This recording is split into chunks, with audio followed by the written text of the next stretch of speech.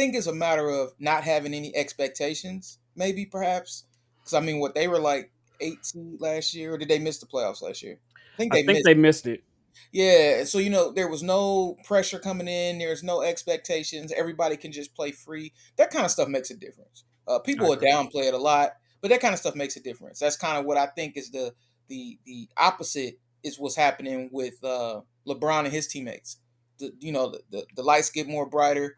The expectations go up. You go from there's zero expectations to this championship or bust.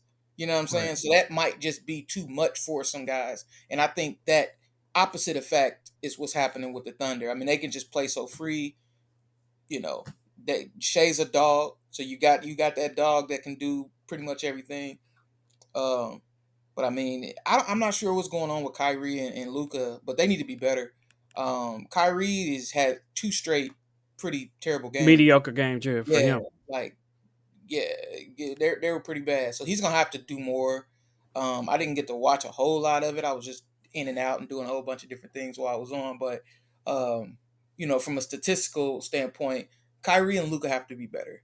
They have to be better. There's no reason why they shouldn't both have at least 25 should be a minimum each for them guys. Period. Especially down the stretch. Because I Yeah, did watch a lot of their games. And like that last game, like down the stretch, is just like just executing. Like they just wasn't executing down the stretch. A lot of turnovers and missing for them easy shots. Granted, Luca's definitely hurt. He's limping every other play, but if you out there, you got to play. And he's been performing, but again, it's like either one or the other. Either you get a monster game from Kyrie, or you get a monster game from Luca, and the other one kind of just fades back. So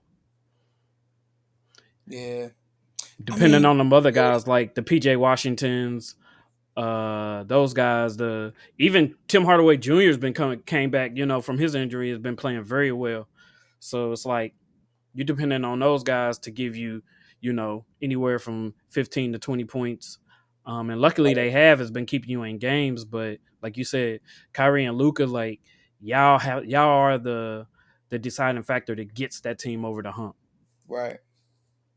So, like I said, their game 5 is tomorrow at 9:30. Timberwolves Nuggets tonight. Again, this is gonna be a pivotal game.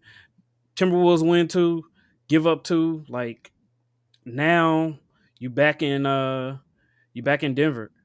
Like, what are we doing? That's tough. That's tough. I Like, mean, the pressure is so strong on them now. Like, I mean, you exactly. gotta.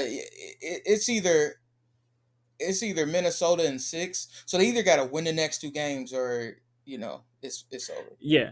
If they don't, I say this: if they don't win tonight, then they won't win another game.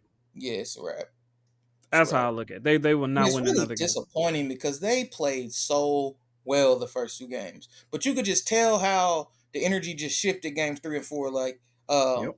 the Timberwolves were taking shots that you could tell they didn't want to take shot. They didn't want to take those shots.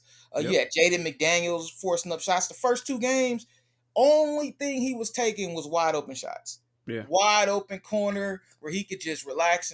But games 3 and 4, he's taking shot clock expiring. It was just a different feel. So shout out to Mike Malone and his staff for making the proper For adjustment. figuring out. Yeah. Yeah, they, And they they figured something out and got it. Also, the Nuggets got off to a fast start.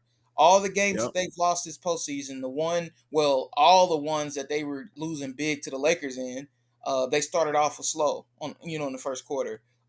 Games 3 and 4, they was like, nah, we're gonna turn it up a notch. They was up by 8 going into the second quarter of game 4. Can't remember what it was for game 3, but they were ahead. They were definitely ahead. And what had happened is too, I noticed that Murray and Gordon gets going in the first half. If them Yeah, two get going, if you see Gordon getting offensive rebounds, getting dunk backs, things of that nature, like 11 he's for giving out 12 that is crazy. He's an exactly. X factor. If Yep. you let him drop 20, it's That's over. it. That's It's it. over. Because Murray, like I said, Murray usually gets them going, and then Jokic usually pulls up the rear down the stretch. He's gonna get to his spots. He can knock down his shots, but they've been collapsing in the paint on Edwards, so he hasn't been getting this free run to the lane. He hasn't been as efficient as he was in the first two games, and they're kind of like, hey, look, somebody else is going to have to beat us.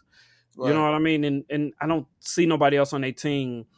Um, no Rudy Gobert, none of those guys are ready to take that leap to drop 20 to 25 points to offset almost no production from the bench.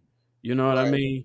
It's like if Edwards don't drop 35 and you don't get another at least 20 and 15 from Cat, and Gobert don't do 15 and 10, you know what I mean? Like with four blocks, you know what I mean? Like if they're not having those top tier dominating performances, then you probably have a good chance to beat them.